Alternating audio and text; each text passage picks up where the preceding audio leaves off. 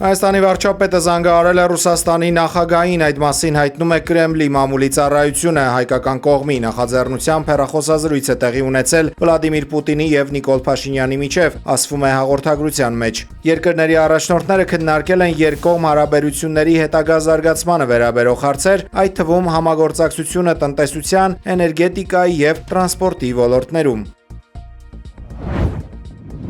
Ադրբեջանական լրատվամիջոցները հայտնում են դեպի Հայաստան նախատեսվող նոր բեռնափոխադրման մասին։ Ադրբեջանի տարածքով մեր երկիր կտեղափոխվի 4 վագոն պարարտանյութ եւ 1 վագոն հնդկածավալ։ Բաքուն պնդում է, որ հացահատիկի եւ գյուղատնտեսական ապրանքների նմանատիպ տարանցումն իրականացվում է պարբերաբար։ Բա մենք Հայաստանի քաղաքացիների աշխատած միլիարդներ ենք ծախսել, որ դուք այնտեղ մնաք։ Բա ինչի՞ չեք մնա։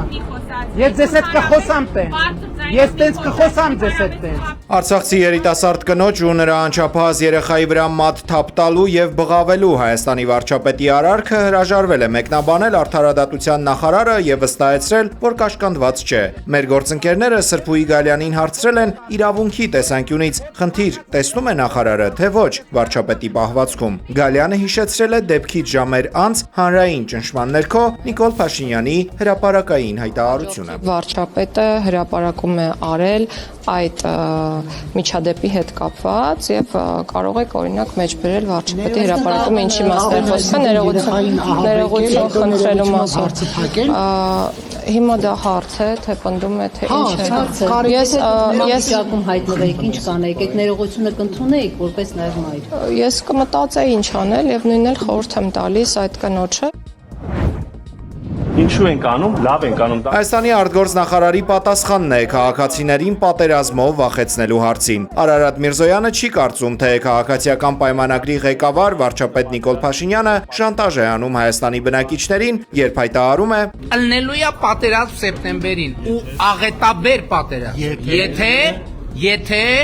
քաղաքացիական պայմանագիր կուսակցությունը սահմանադրական մեծամասնություն չեմ ասում ընտրություններում հաղթի։ Ոնց ուզում եք ինձ ասում եք 18 տվին գայր ասեի,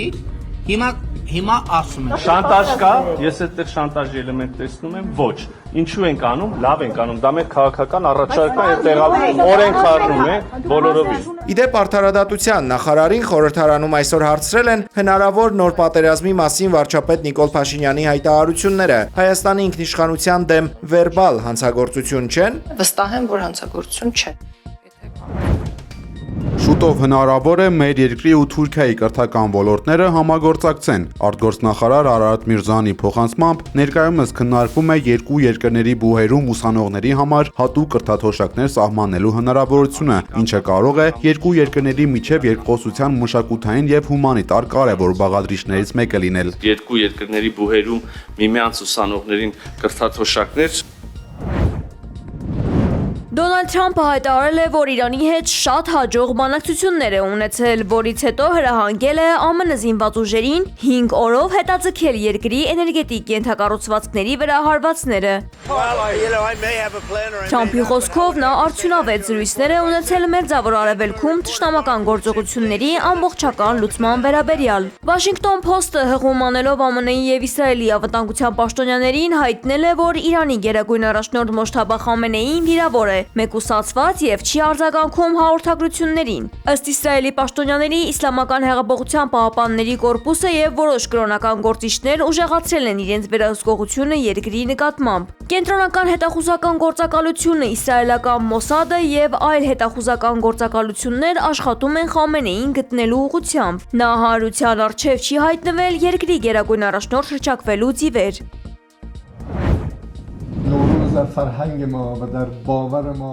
Իրանի նախագահ Մասուդ Փեզեշքյանը եւ երկրի արտգործնախարարությունը պաշտոնապես հերքել են Դոնալդ Թրամփի հայտարարությունները հաջող բանակցությունների մասին։ Թեհրանը պնդել է, որ Վաշինգտոնի հետ որևէ քննարկում չի եղել։ Փեզեշքյանի խոսքով Թրամփի հայտարարությունների նպատակը էներգակիրների գները նվազեցնելն ու ռազմական ծրագրերի համար ժամանակ շահելն է։ Իրանի արտգործնախարարությունը շեշտել է, որ չի ընդունի բանակցությունների որևէ ձև, քանի դեռ պատերազմում իր նպատակները չեն իրագործվել։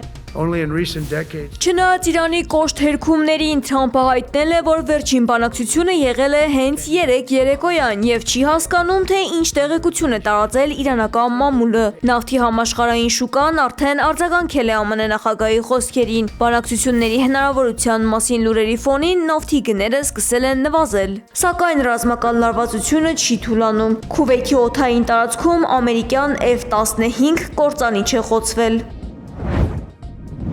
Իրանի պաշտպանության խորհուրդը կոշտ հայտարարությամբ սպառնացել է ականապատել Պարսից ծոցի ծովային բոլոր ուղիները եւ ափամերձ գոտին։ Այս քայլին Իրանը կդիմի, եթե հակառակորդը փորձի հարձակվել երկրի ափերի կամ կղզիների վրա։ Ըստ վերլուծաբանների, սա լուրջ սպառնալիք է միջազգային նավագնացության եւ էներգետիկ անվտանգության համար։ Իսրայելի պաշտպանության ուժերն այսօր առավոտյան նոր հարվածներ են հասցրել Իրանին։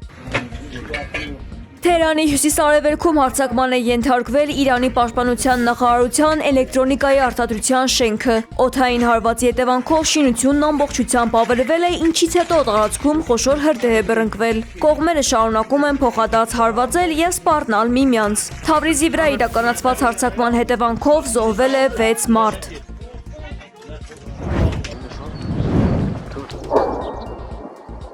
Իսրայելի պաշտպանության բանակը հայտարարել է Լիբանանի հարավում Հեզբոլահի ենթակառուցվածքների դեմ հարձակումների նոր ալիքի մասին։ Հզոր պայթյուններ են որոտացել սահմանամերձ Խիամ եւ Ալ-Թայբե բնակավայրերում։ Հեզբոլահն էլ թիրախավորել է սահմանի երկայնքով տեղակայված իսրայելցի զինվորներին եւ զինտեխնիկան։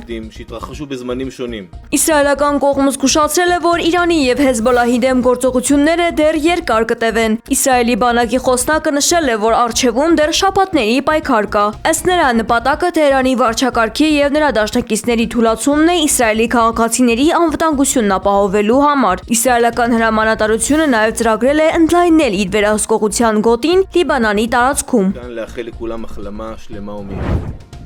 Եվրամիությունը սկսել է սահմանափակել Հունգարիայի մասնակցությունը գաղտնի հանդիպումներին, կարծելով, որ Բուդապեշտը կարող է գաղտնի տվյալներ փոխանցել Մոսկվային, հայտնել է Պոլիտիկոն։ Սա հանգեցրել է, որ միության բոլոր 27 անդամ երկրների մասնակցությամբ ընդհանուր նիստերի փոխարեն եվրոպական դիվանագիտության զգալի մասն այս պահին իրականացվում է փոքր խմբերի ձևաչափով։ Բանակցություններն ընթանում են E3, Ֆրանսիա, Գերմանիա, Մեծ Բրիտանիա, E4, երբ միանում է Իտալիան, Վեյմարյան եռանկյունի, Գերմանիա, Լեհաստան, Ֆրանսիա։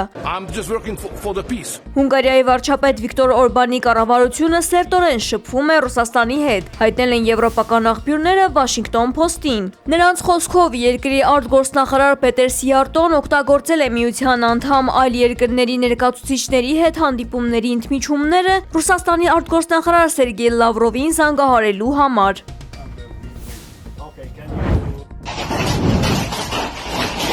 Լաոսի մայրաքաղաք Վիենտիանում եւ մոտակա շրջաններում անսովոր ուժեղ կարկուտ է տեղացել։ Պատճառը տաք եւ սառը օդի կտրուկ բախումն է։ Կարկուտին ուղեկցել են ուժեղ քամին եւ ղորդառատ անձրևը։ Հարյուրավոր տներ վնասվել են։ Տուժածների մասին դեռևս տեղեկություն չկա։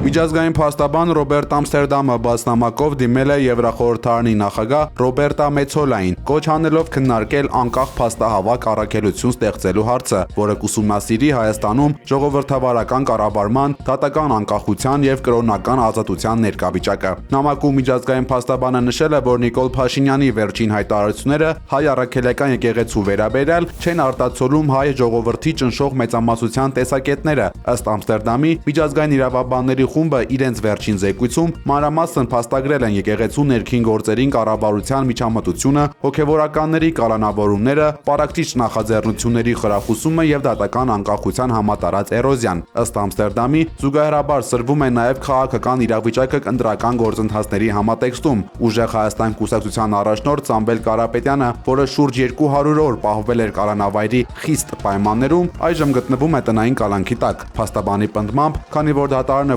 որոշում է կայացրել եւս մեկ ամսով երկարաձգել նրա խափանան միջոցը, ակնհայտ է դառնում, որ հունիսի 7-ին կայանալիք ընտրություններին լիարժեք մասնակցելու նրա հնարավորությունները կտրուկ նվազում են։